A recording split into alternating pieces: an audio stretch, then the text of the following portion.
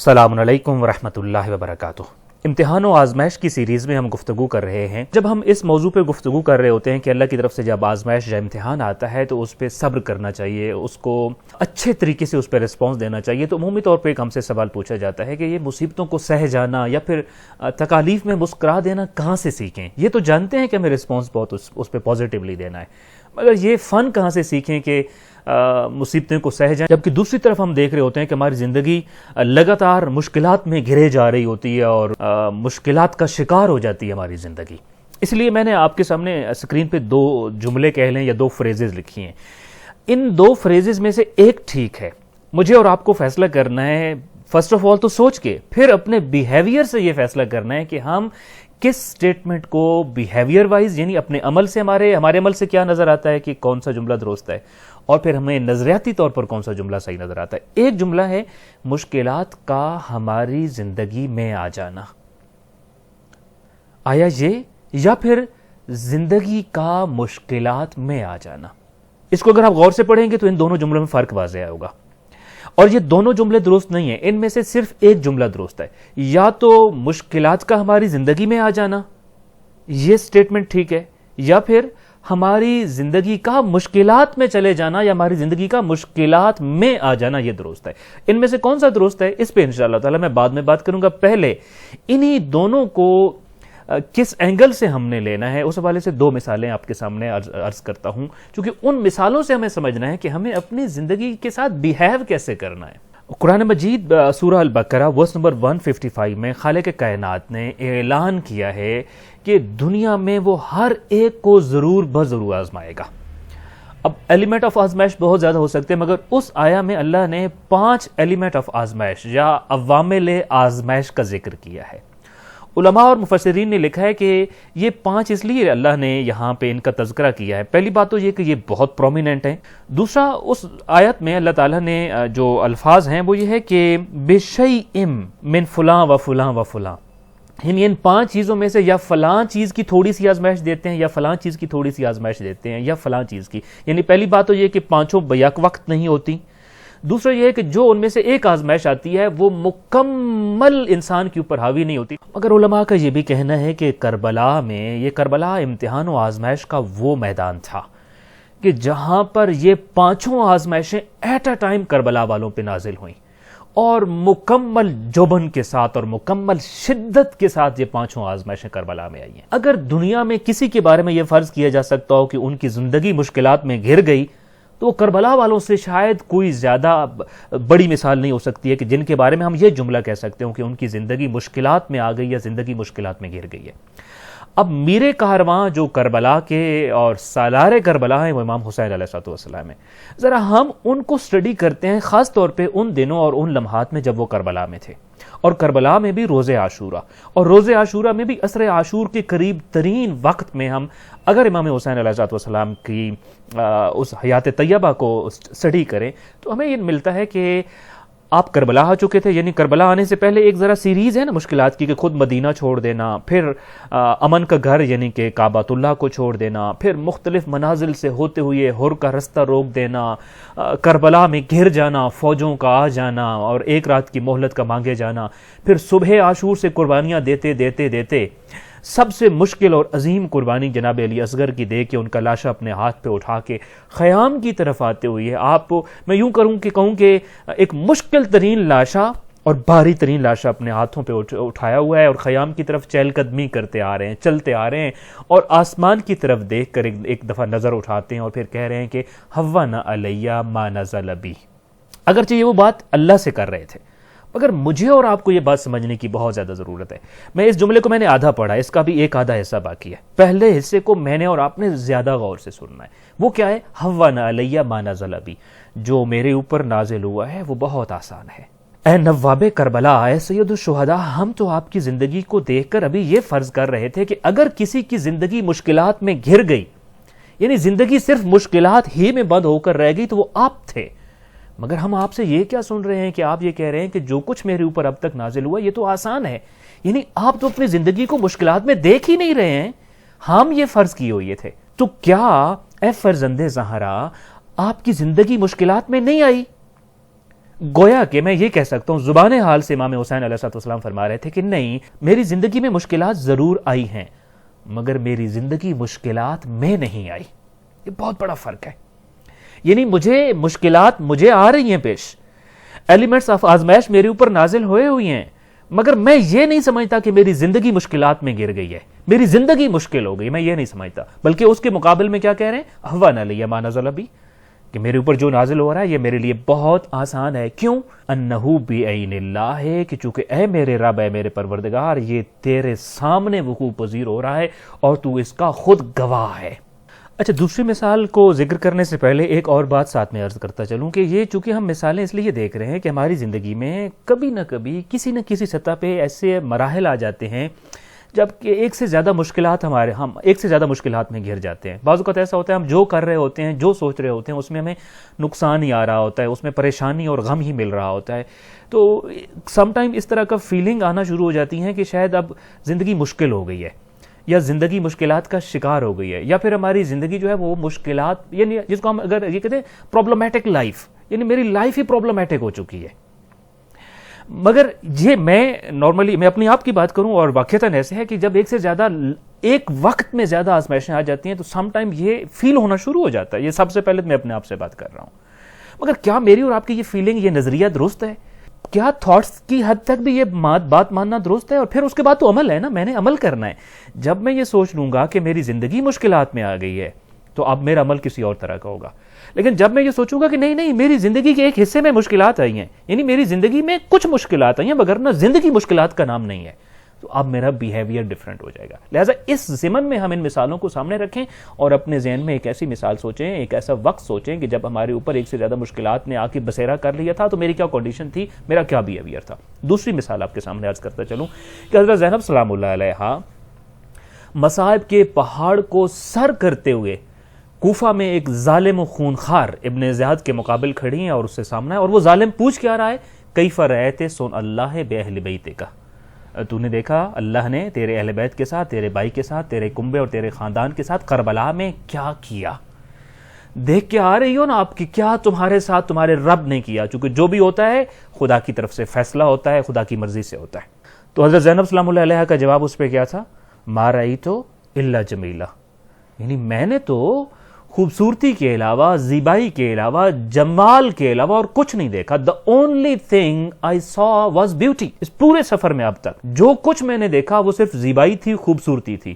یعنی مدینہ و مکہ چھوڑ کر، کربلا وارد ہو کر، شہداء کی قربانیاں دیکھ کر، شام غریباں دیکھ کر، اسیری سے گزر کر کوفہ آئی ہوئی علی کی بیٹی کا اب تک کے حالات پہ ذرا تبصرہ تو سنیے نا.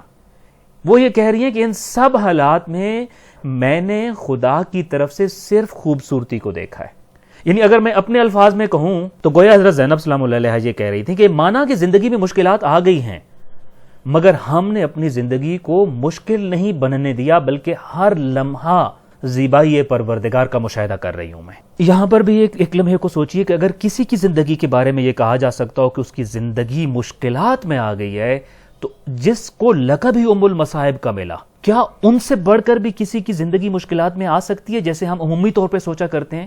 ہم تو یہ سوچ رہے تھے کہ ان کی زندگی مشکلات میں آئی، مصائب میں آ گئی، مگر وہ یہ کہہ رہی ہیں ما رأیت الا جمیلہ. تو اصل پرابلم کہاں ہے؟ یعنی یہ پرسیپشن میرے اور آپ کے پاس کیوں نہیں آ رہا؟ اصل بات اصل میں یہ ہے کہ زندگی پرابلمٹک تب بنتی ہے کہ جب انسان اپنی زندگی میں آنے والے مصائب کو وہ حل نہیں دیتا جو اسلام نے دیا ہے، یا مسائل کو یوں ڈیل نہیں کرتا جیسا کہ اسلام نے ڈیل کرنے کا کہا ہے.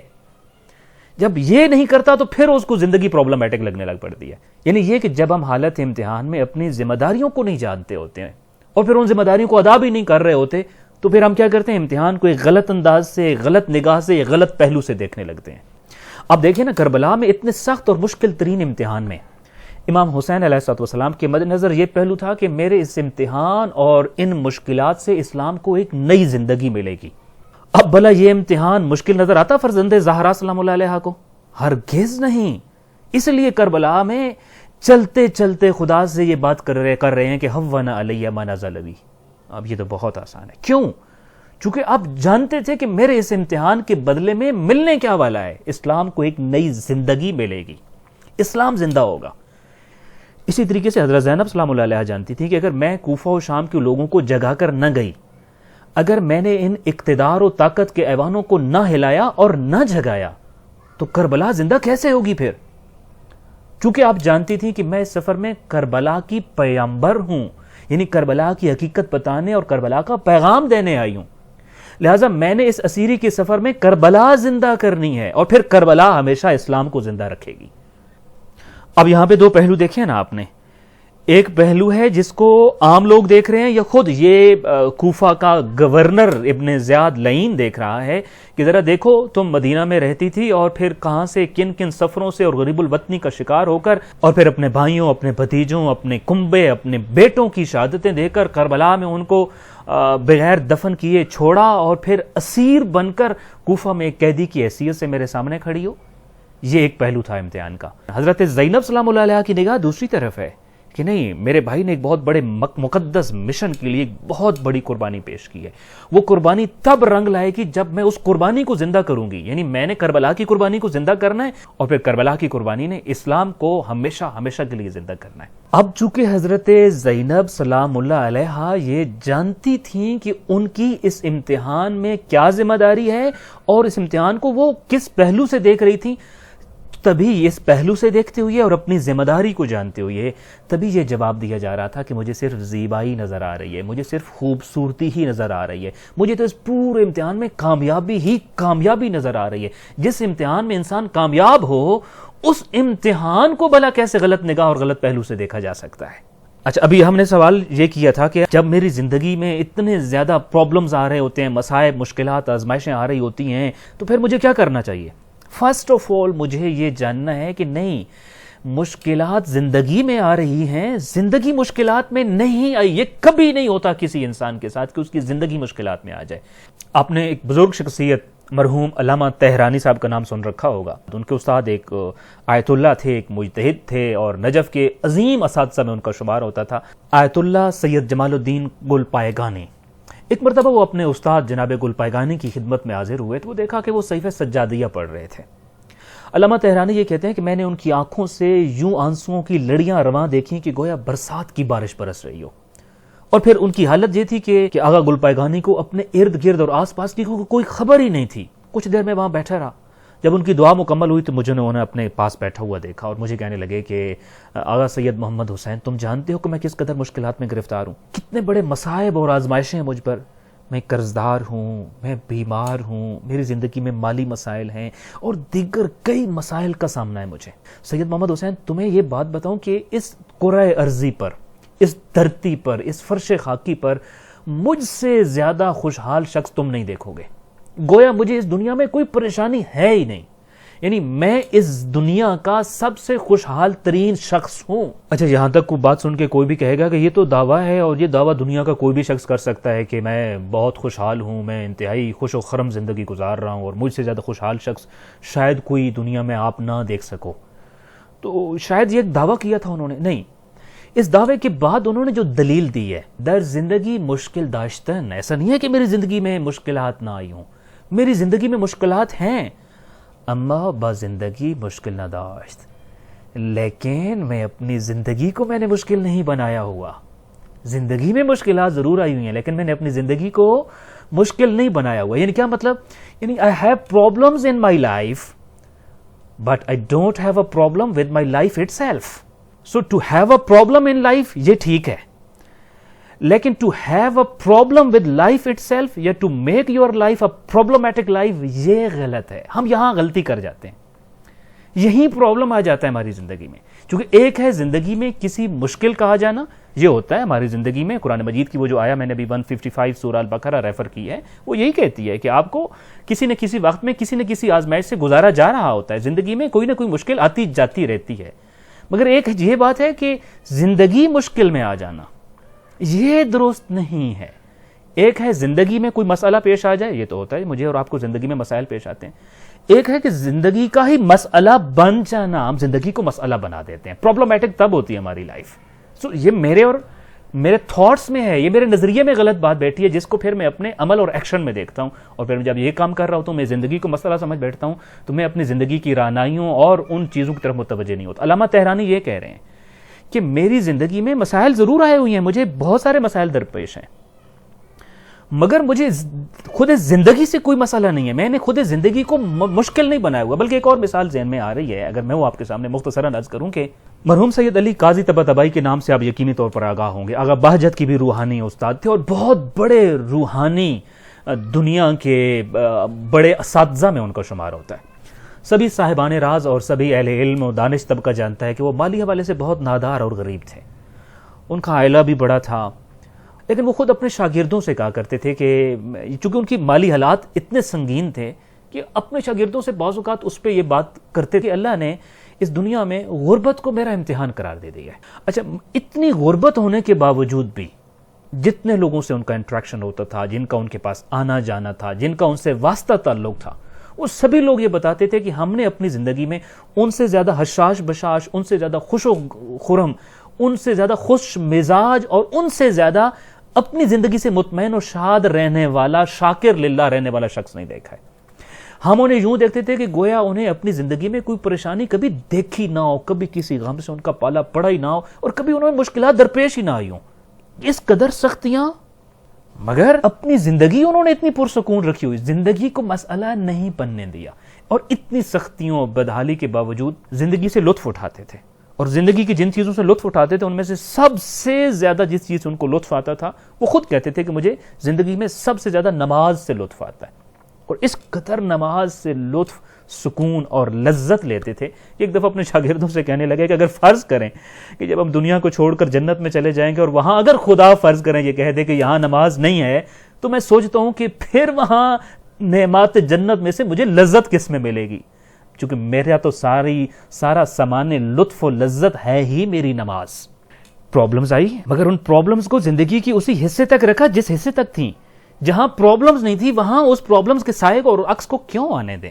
یہاں آ کر ہم مات کھا جاتے ہیں, یہاں آ کر ہم غلط سوچ بیٹھتے ہیں, جس وجہ سے ہماری پوری زندگی مشکل بن جاتی ہے. حالانکہ پوری زندگی مشکل نہیں تھی, زندگی کی کسی ایک کارنر میں ایک مشکل آئی تھی. اس مشکل کو وہیں اسی کارنر میں رہ کے ہم نے اس کو درست پہلو سے دیکھ کر اور درست ذمہ داری کا تعین کر کے ہم نے اس کو ٹھیک کرنا تھا, ہم نے اس سے کامیابی کے ساتھ باہر نکلنا تھا. لیکن ہم نے یہ کیا کہ اس ایک پہلو میں آئی ہوئی مشکل کو پوری زندگی پہ حاوی کر دیا. میری پوری زندگی ڈسٹرب ہو گئی خدا نہ خواستہ, میرا پورا ٹائم ٹیبل زندگی کا ڈسٹرب ہو گیا, میرے تمام ریلیشن ڈسٹرب ہو گئے, میری زندگی کی پوری روٹین ہی ڈسٹرب ہو گئی. یہ یہاں پہ غلط ہوا ہے. یہ جو ہماری زندگی ہے نا, یہ در حقیقت مشکلات کے ایک گھنے جنگل سے گزرنے کا نام ہے. یعنی مشکلات کا ایک گھنا جنگل ہے جس کے درمیان سے مجھے اور آپ کو گزرنا ہے. اس ڈینس جنگل, اس گھنے جنگل سے ہدایت کا نور اپنے ہاتھ میں لے کر رستہ بناتے ہوئے جو شخص گزرے گا وہ یقینی طور پر کامیاب جائے گا. لیکن اس جنگل میں, چونکہ یہ جنگل کس چیز کا ہے, درختوں کا نہیں, یہ مشکلات کا جنگل ہے ہماری زندگی, اس کے اندر سے ہم نے گزر کر جانا ہے. اب ایک شخص ایسے ہے کہ اس گھنے مشکلات کے جنگل سے گزر رہا ہے مگر ہدایت کا نور اس کے پاس نہیں ہے, دین کا نور اس کے پاس نہیں ہے. اب تو جنگل ہے گھنا, اس کو نظر کچھ نہیں آ رہا. اب اس جنگل میں اگر شور مچائے گا, چیخے گا, چلائے گا, تو اس چیخنے چلانے اور شور مچانے سے انسان باہر نہیں نکل سکتا. بلکہ الٹا یہ ہوگا کہ وہاں رہنے والے جنگلی درندوں کو اپنی طرف مائل کر لے گا کہ وہ اس کے اوپر حملہ کر دیں اور اس کی زندگی ختم کر دیں, یا واقعتاً اس کی زندگی کو خطرے سے دوچار کر دیں. لہذا امتحان کو انسان نور ہدایت سے یا دین کی گائیڈنس سے ہی پار کر سکتے ہیں. اپنے لیے اگر رستہ بنایا جا سکتا ہے نا, تو وہ یہ ہے کہ انسان اس مشکلات کے جنگل سے گزرتے ہوئے نور ہدایت اپنے ہاتھ میں لیا ہوا ہو, نور دین کی انسٹرکشنز مجھے پتا ہو مجھے کیا کرنا ہے, ان انسٹرکشنز کے مطابق, اس نور کی روشنی کے مطابق میں چلنا شروع کر دیتا ہوں جب, تو پھر یہاں آ کر ڈیوائن ہیلپ یا خدائی مدد بھی مجھے مل جاتی ہے. پھر دین اور خدا مجھے ریسکیو کرنے کے لیے آ جاتے ہیں. آج کے اس بوسٹر کا پیغام فرسٹ آف آل میرے اپنے لیے اور پھر اپنے تمام معزز سامعین و ناظرین کے لیے ہے کہ زندگی کو مشکل نہیں بنانا ہے, زندگی کو مسئلہ نہیں بننے دینا ہے. زندگی کے ایک پورشن میں, ایک حصے میں جو مشکلات آئی ہیں ان کو وہیں پہ ڈیل کرنا ہے ود نور ہدایہ, تاکہ ریسکیو فرام ڈیوائن سورسز مل سکے, ہمیں خدائی مدد مل سکے اس امتحان میں کامیابی کی. اور کامیاب یقیناً دنیا میں وہی ہوتا ہے جس کو مشکلات میں نکلنے کا ہنر بھی آتا ہو, اپنی اس مشکلات کا بہتر پہلو سے دیکھ بھی سکتا ہو, احاطہ بھی کر سکتا ہو, اور پھر اس اندھیرے کے اندر نور کا سامان بھی اس کے پاس ہو, اور پھر اللہ کی مدد بھی اس کے شامل حال ہو. دعائے خالق کائنات ہمیں اپنی زندگی میں تمام مصائب میں کامیاب ہونے, تمام امتحان و آزمائشوں میں ثابت قدم رہنے کی توفیق عطا فرمائے. السلام علیکم ورحمۃ اللہ وبرکاتہ.